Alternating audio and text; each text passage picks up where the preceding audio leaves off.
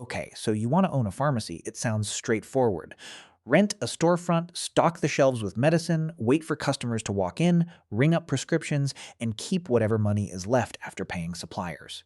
Every filled prescription appears to be another profitable sale, and every bottle on the shelf seems like guaranteed income. Sounds simple. It almost never is. A pharmacy does not really sell medicine. Medicine is simply the product moving across the counter. What the business actually sells is access, trust, convenience, regulatory compliance, and the ability to deliver the correct medication at exactly the right time without making costly mistakes. Patients pay for certainty far more than pills, while insurers pay according to reimbursement formulas that often have little relationship to what the pharmacy actually spent acquiring the medication. That creates an economic reality most people never notice. The pharmacy rarely decides what many products sell for, yet it must continually negotiate what those same products cost. It operates inside a system where wholesalers, insurance companies, pharmacy benefit managers, drug manufacturers, and government programs all influence profitability before a customer even reaches the counter. The shelves may look full, but much of the inventory represents cash that cannot be used elsewhere. Thousands of dollars quietly sit inside prescription bottles waiting to become revenue someday. Owning a pharmacy, therefore, begins long before serving the first patient. Before trust can be earned, prescriptions filled, or insurance claims submitted, another challenge appears first: paying for everything required simply to unlock the front door. Opening a pharmacy is expensive in ways that rarely appear from the sidewalk. A modest independent location in the United States can require an initial investment ranging from roughly $400,000 to well over $1 million, depending on location, inventory, construction, and licensing requirements. Much of that money disappears before a single prescription is filled. The largest expense is usually inventory.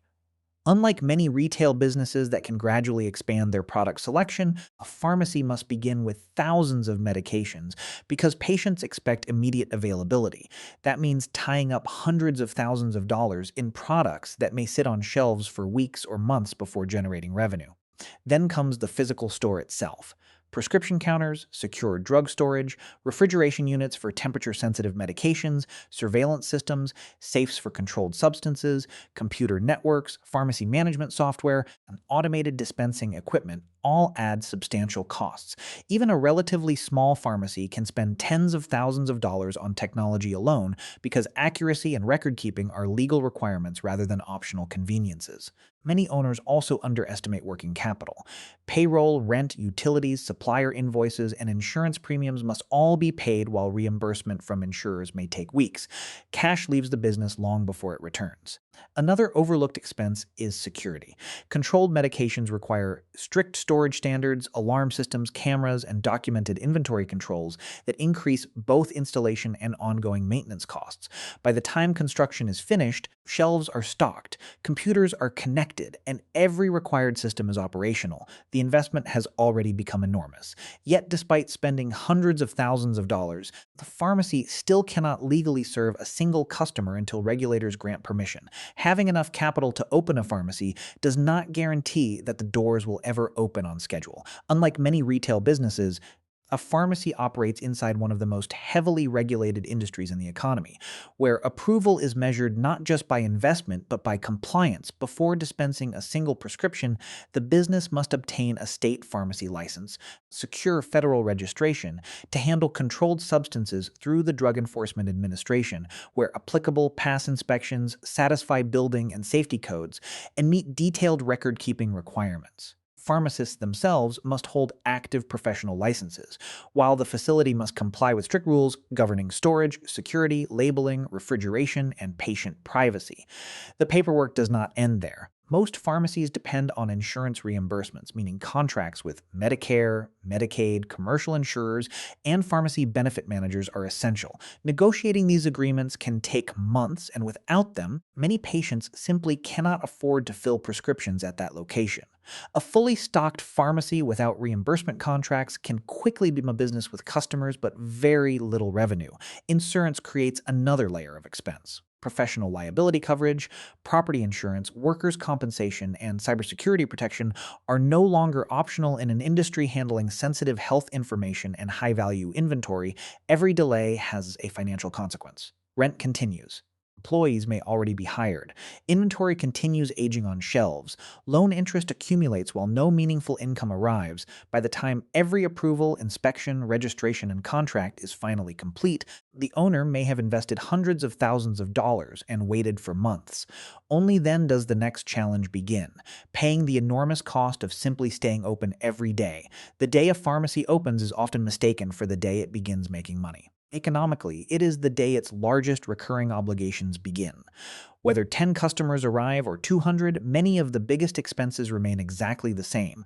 Payroll is usually the largest monthly cost.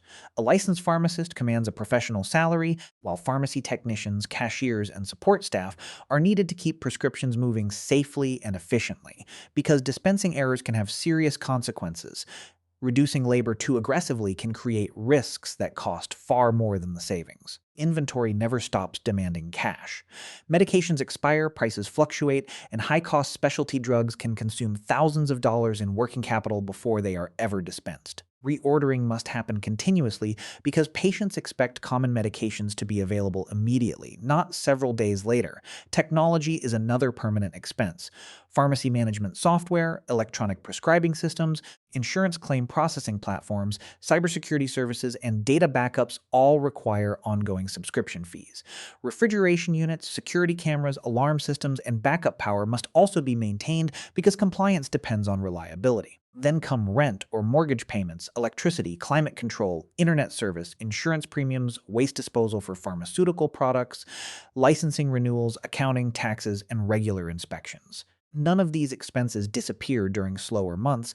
Unlike many retailers, a pharmacy cannot simply close early to reduce costs whenever demand falls.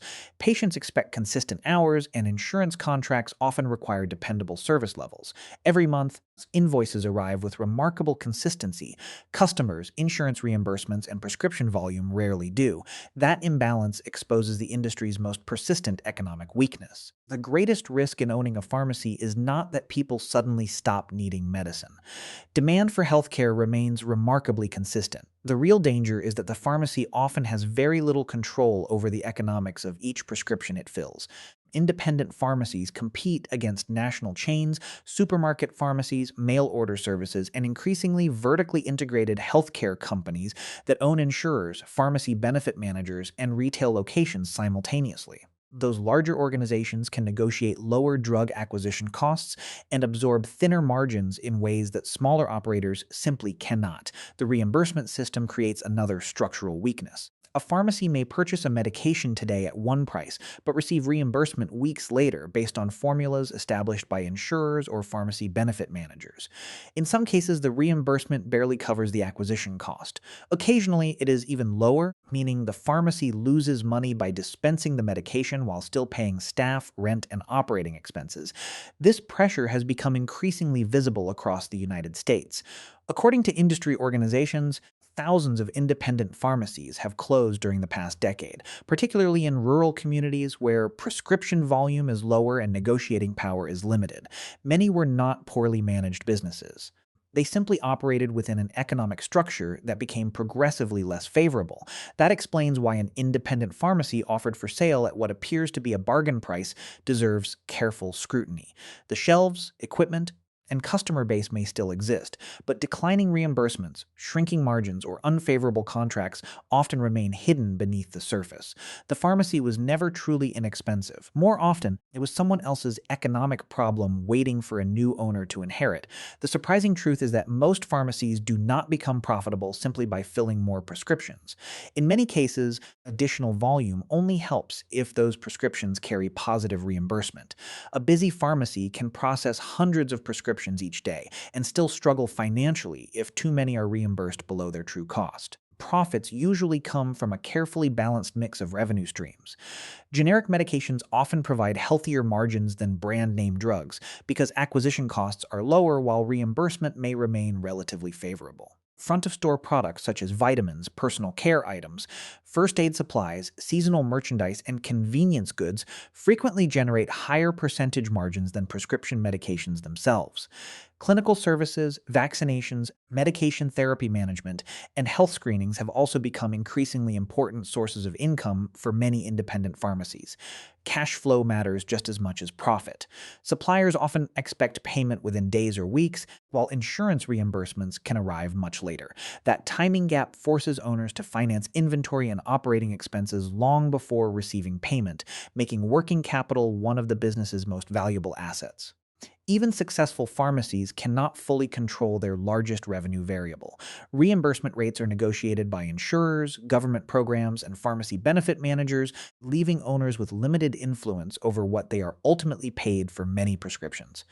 Drug acquisition costs can also change unexpectedly, compressing margins overnight. The result is a business where operational excellence improves efficiency but cannot eliminate external financial pressure. The costs remain remarkably predictable, the revenue rarely does. Perhaps no company illustrates that economic reality more clearly than one of America's largest pharmacy chains, whose enormous scale ultimately failed to protect it from the industry's underlying financial structure. For decades, Rite Aid appeared to demonstrate the power of scale. Founded in 1962, the company expanded into one of the largest pharmacy chains in the United States, operating more than 4,500 stores at its peak. The strategy seemed logical: open more locations, fill more prescriptions, negotiate better prices with suppliers, and spread operating costs across a massive retail network. Investors largely accepted that bigger automatically meant stronger. A larger footprint promised greater purchasing power, stronger brand recognition, and more convenient access for customers. On paper, the economics looked difficult to challenge, but the industry's underlying structure never disappeared. Prescription reimbursement remained under pressure as pharmacy benefit managers gained negotiating power. Front-of-store retail sales weakened as online shopping changed consumer behavior. At the same time, labor cost, technology investments, compliance requirements, and store maintenance continued rising regardless of prescription volume. The company also carried substantial debt from years of expansion and acquisitions. Debt itself was not the original problem, but it reduced financial flexibility just as margins became increasingly compressed. Each store still required pharmacists, inventory, utilities, insurance, and regulatory compliance, whether profitability improved or not. By 2023, those pressures had become impossible to ignore. Rite Aid filed for Chapter 11 bankruptcy protection after reporting billions of dollars in debt, while also facing significant legal liabilities related to opioid litigation. The filing was not simply the result of one poor executive decision. It reflected years of operating within an environment where reimbursement pressure, rising costs, changing consumer habits, and financial leverage steadily weakened the business model. Rite Aid's story demonstrates that even enormous scale cannot permanently overcome unfavorable industry economics. That leaves one final question: what would those same economics look like if the pharmacy belonged not to a national chain, but to a single owner investing personal savings? If you owned a pharmacy, the best-case scenario would be a well-located business with strong prescription volume, favorable insurance contracts, efficient inventory management, and additional income from vaccinations, clinical services, and retail products. Cash flow would remain healthy because reimbursements arrive predictably and operating costs stay under control. The typical scenario is far less comfortable. Margins fluctuate, reimbursement formulas change, expensive inventory ties up capital, and every hiring decision matters. The owner spends as much time managing contracts, compliance, suppliers, and cash flow as serving patients. Success depends less on selling medicine than navigating a financial system shaped by organizations outside the pharmacy. The worst-case scenario develops slowly, not suddenly. Shrinking reimbursements, rising payroll, borrowing costs, and declining sales squeeze profitability until the business can no longer support fixed expenses. From the outside, the pharmacy still looks busy. Financially, it is running out of room. Owning a pharmacy can be rewarding, but its economics are far more complex than its storefront suggests.